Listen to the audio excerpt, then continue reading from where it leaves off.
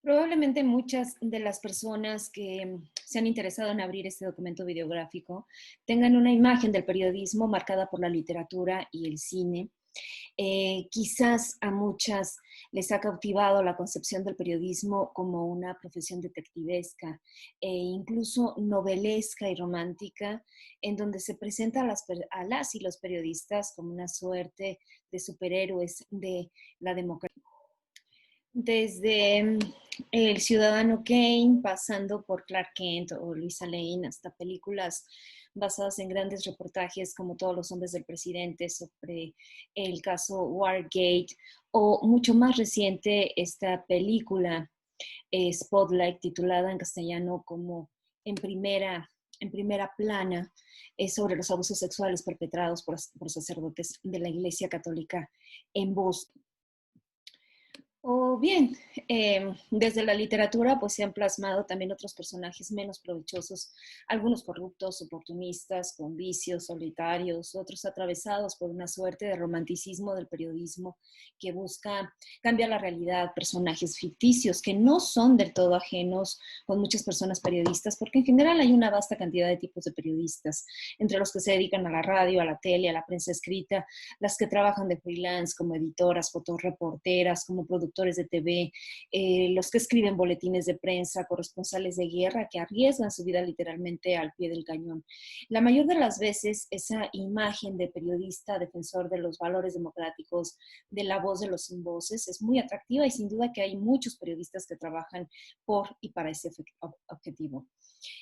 Las imágenes de periodistas construidas desde el cine o la literatura pueden ser atinadas, aunque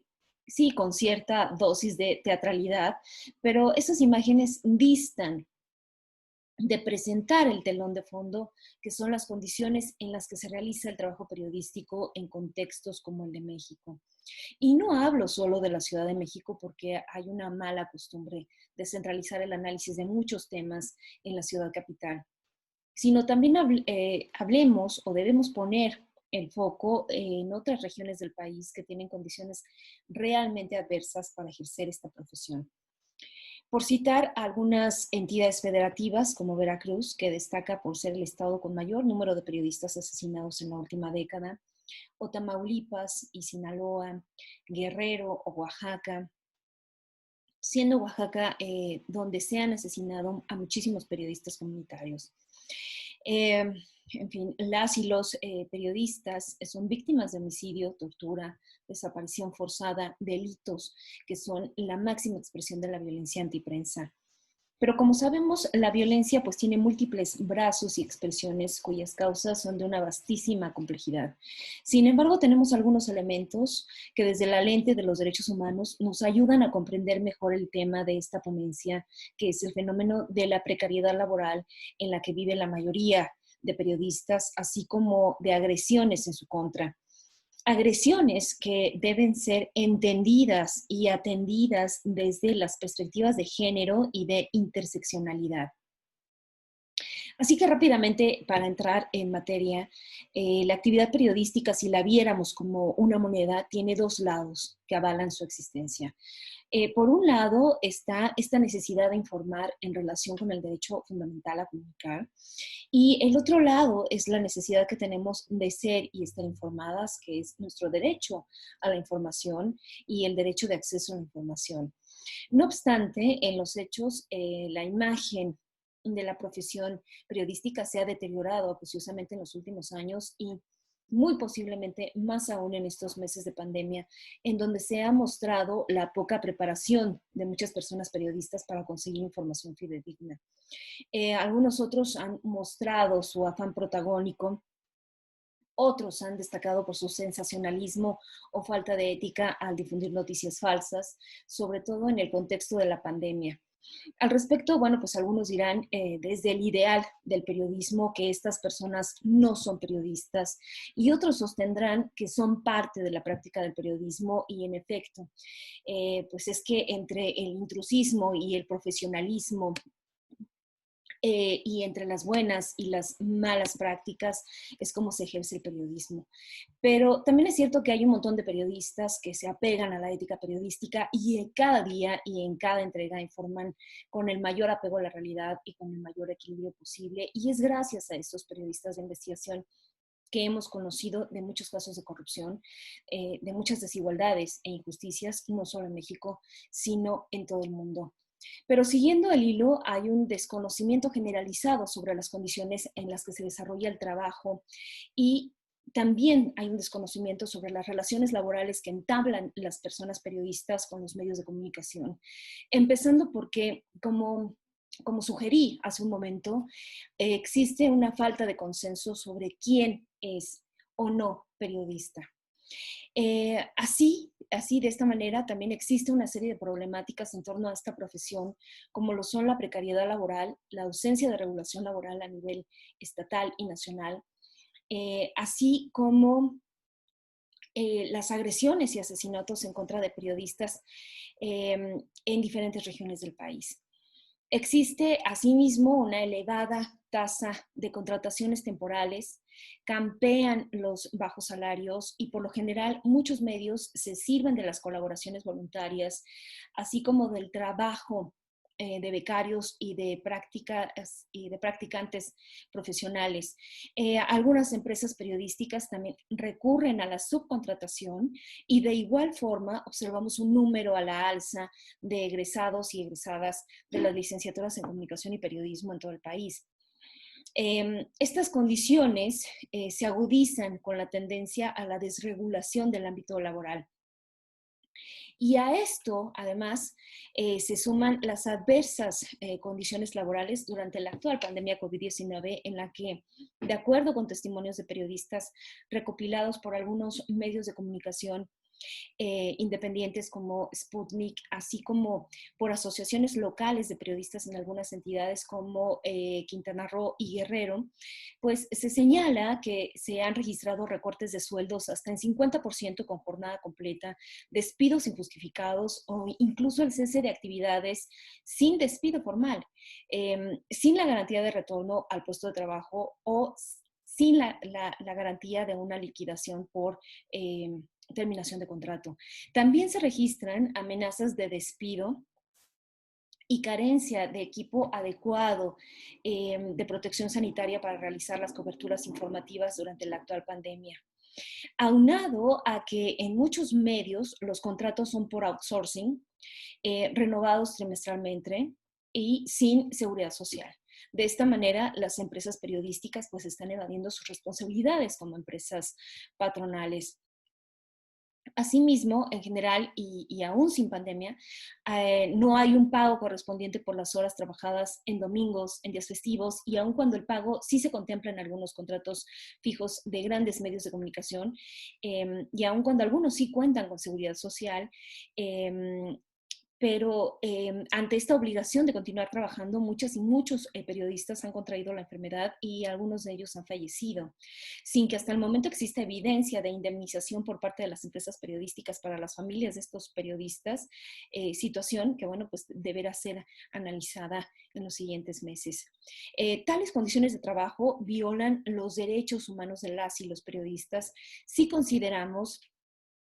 que las personas periodistas no tienen acceso a un empleo digno que les proporcione seguridad social, un salario digno y en general, pues bueno, pues no cuentan con las condiciones de seguridad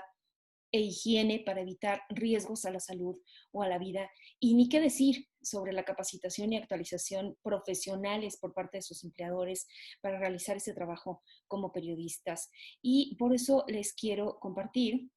eh,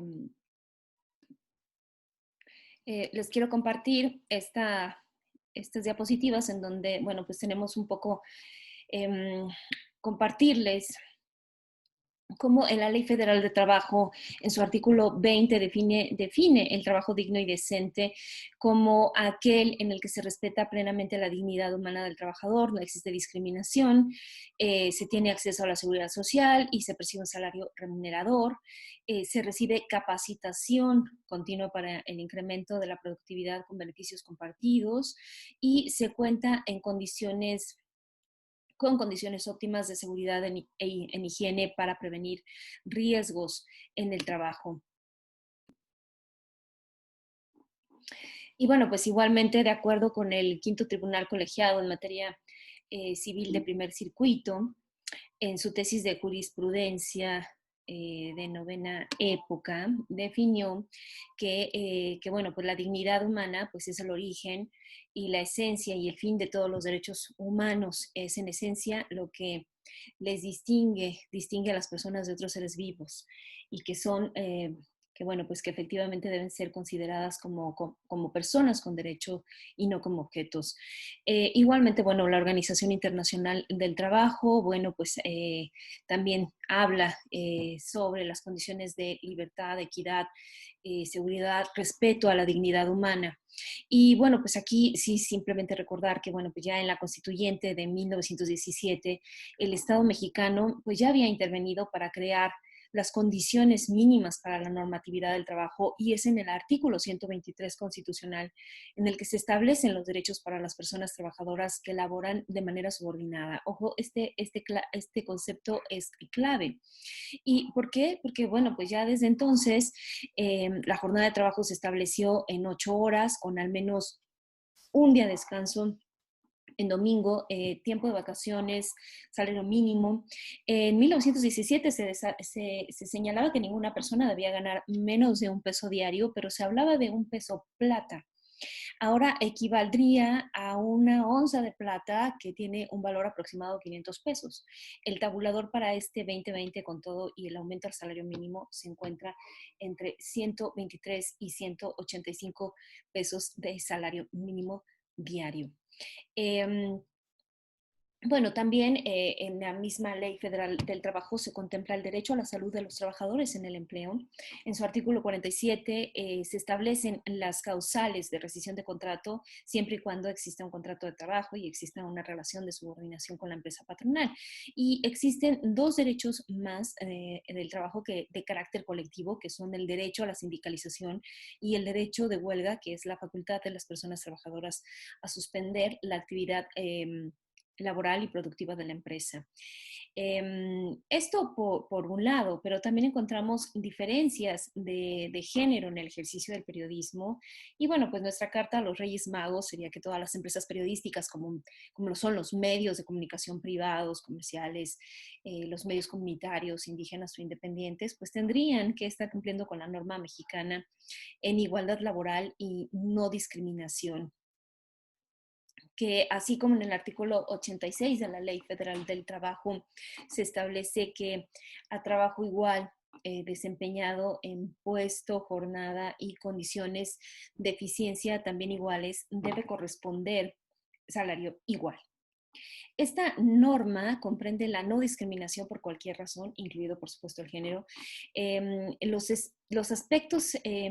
entre los aspectos pues, de esta norma encontramos pues la prohibición explícita del maltrato, la inclusión del lenguaje incluyente y libre de cualquier tipo de discriminación, que se torna aún más importante si de medios de comunicación hablamos, dado que, como anteriormente señalé, la práctica del periodismo obedece a la necesidad de comunicar y de informar, así como a la necesidad de ser informados. Eh, que, bueno, pues que a su vez pues tienen un efecto los medios de comunicación en la construcción de la opinión pública y que sin embargo algunos medios reproducen y refuerzan estereotipos, prejuicios, discursos discriminatorios y de odio,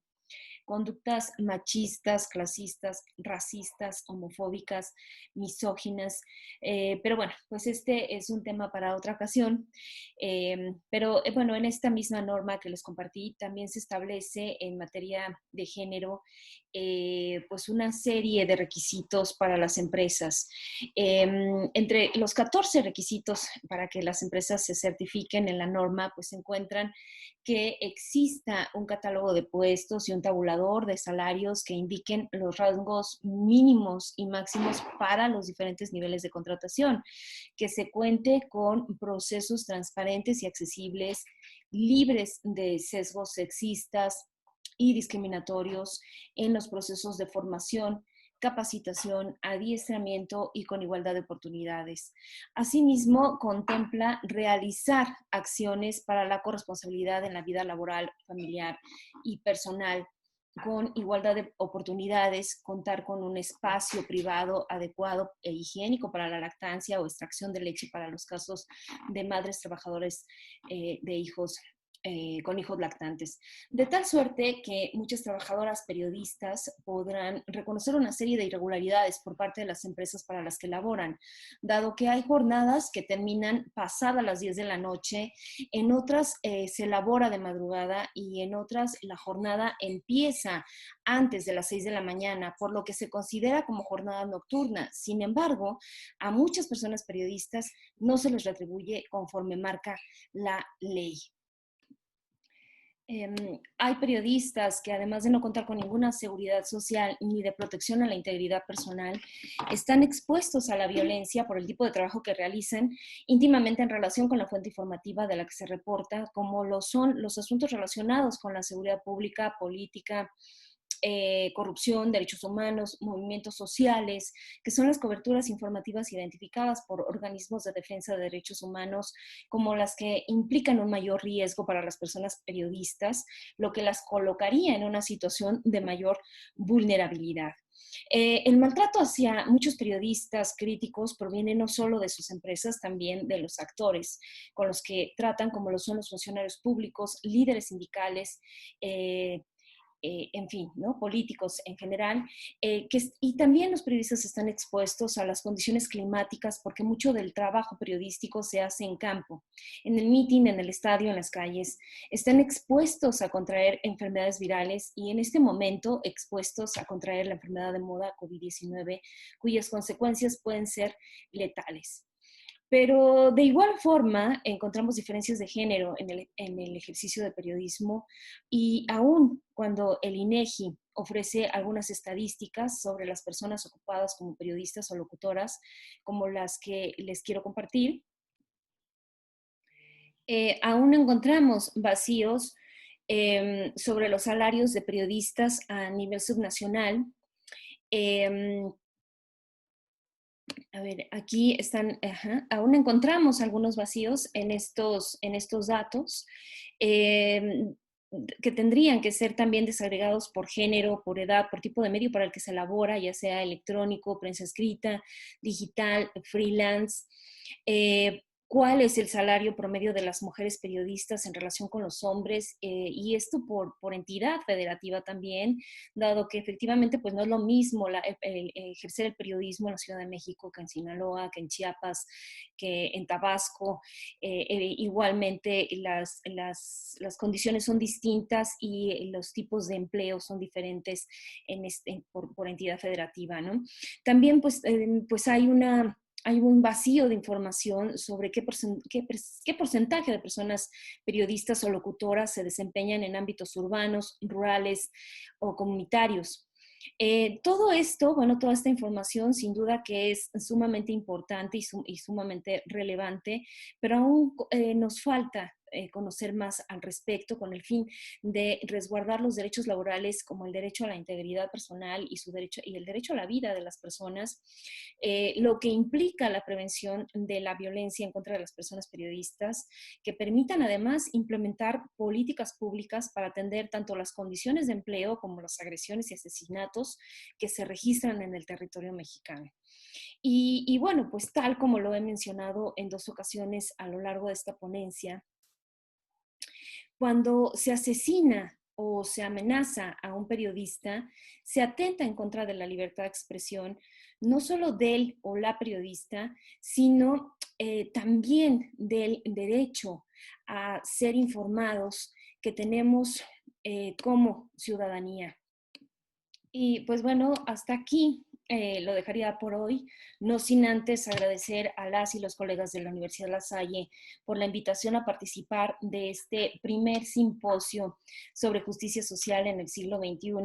precariedades, desigualdades y crisis ecológica. Y a todas las personas que se tomaron el tiempo de escuchar esta intervención, muchas gracias.